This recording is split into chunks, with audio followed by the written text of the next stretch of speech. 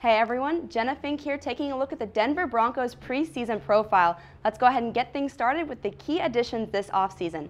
The Broncos signed cornerback Case Keenum to a 2-year, $36 million deal, and this was definitely an upgrade to the quarterback position compared to Trevor Siemian and Brock Osweiler. He saw a lot of success in Minnesota and even led his team to the playoffs last year. And he has great character and is going to be a strong veteran addition to this team. Another addition was cornerback Tramaine, who will likely batter Bradley Roby for the number 2 corner spot. He's a veteran and will bring a lot of experience to the team, but he's been a player for 9 seasons, so he's definitely going to be on the back half of his career going forward with the Broncos. Another addition was safety Sua Cravens, whose strength is defending running backs and tight ends. This is definitely going to be an asset for the Denver Broncos, but his biggest downfall is injuries. He was out the entire 2017 season with head and knee injuries. And of course, you can't forget about the Denver Broncos' first-round draft pick, linebacker Bradley Chubb. He was selected number 5 overall and is arguably the best defensive player in the entire draft. Having Chubb and Von Miller on the same defense is going to be unstoppable. They could potentially be one of the best pass rushing duos in the NFL. Some other noteworthy additions were defensive tackle Clinton McDonald and right tackle Jared Veltier. Moving on to some of the key losses, with cornerback Aqib Talib, who was traded to the Los Angeles Rams, and the Broncos are definitely going to feel a loss on this one. Some of the reasons for the trade were financial motivation, giving the Denver Broncos some more cap space to work with, and also there was reports that the Broncos believed Bradley Roby was ready to be the starter, but it would be interesting to see how well he takes on the role from Aqib Talib. Another loss was running back C.J. Anderson, and he was the team's leading rusher last year with 1,000-yard season, and his release also frees up some salary cap space from the draft. But now, of course, the million-dollar question is who is going to be the starting running back for the Broncos this season? And the final loss was offensive tackle Donald Stevenson.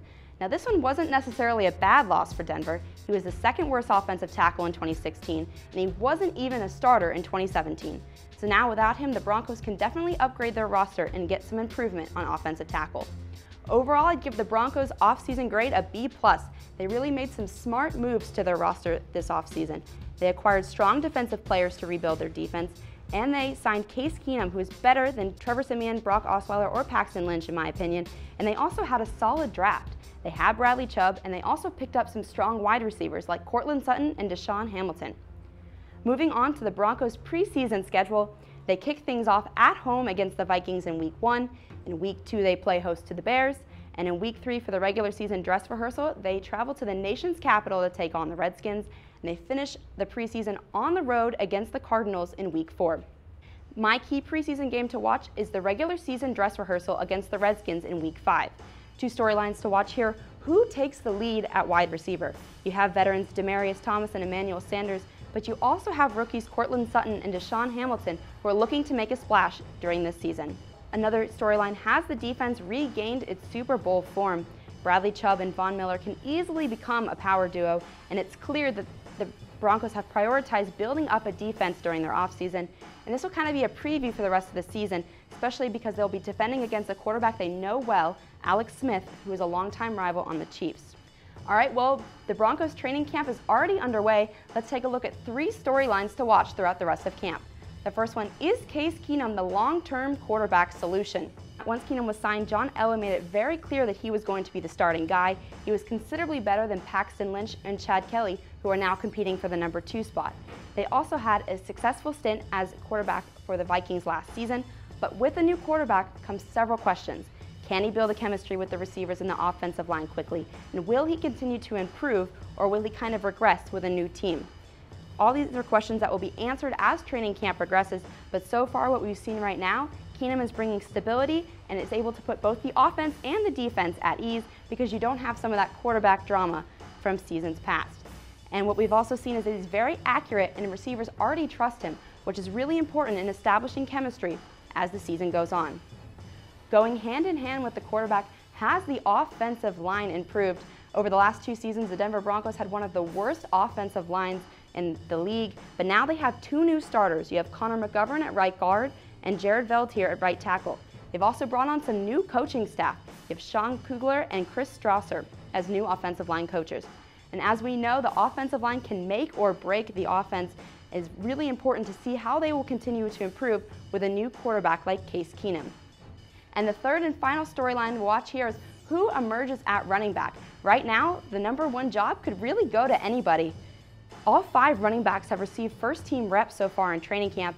You have Devontae Booker, who is likely to be the starter because he is the veteran, although he didn't start last season because of C.J. Anderson. You also have Royce Freeman, who will likely be the #2 pick. He was drafted in 3rd round of this year's draft. But you also can't rule out D'Angelo Henderson and rookies David Williams and Phillip Lindsay. Head coach Vance Joseph has made it clear that there's competition for the position, and it'll be interesting to see if the Broncos pass over a veteran in exchange for a rookie instead. But I want to hear from you guys. Who will be the Broncos starting running back? I do think they're going to stay with the veteran, at least for the first couple of weeks, and see how well he can kind of work things out before going to a rookie. But be sure to let me know who you guys think will be the starting running back in the comments below. Moving on to the 2018 Broncos schedule. They start things off for the first 2 games versus the Seahawks and the Raiders at home. And then in week 3, they're at the Ravens. Week 4, they're home against the Chiefs. And week 5, they're at the Jets. Week 6, they're at home against the Rams, which is really nice because most of their tough opponents this season are at home. The Rams, the Steelers, the Seahawks, they don't have to worry about as many tough road games during the season. Looking at the second half of the season after their bye week, they start things off against the Chargers in a divisional rivalry, and in the last 2 games of the season, they finish with 2 division games at the Raiders and then at home against the Chargers, which is really important, especially if they end up being in playoff contention. So overall, I think this is a really balanced schedule. You have 3 division games before and after the bye week. I think it's a considerably easier schedule compared to the years past. Going ahead and taking a look at the Super Bowl 53 odds for the Broncos, latest Vegas odds have them at plus 4,000, which is definitely middle of the pack compared to other teams. Overall, as AFC West, I have them ending 3rd in the division. I think the draft and offseason have really helped them improve from their 4th place finish last year, but the AFC West is extremely competitive, especially with the Raiders and the Chargers, so I don't think their improvements will be quite enough yet for them to win the division. But I want to hear from you guys.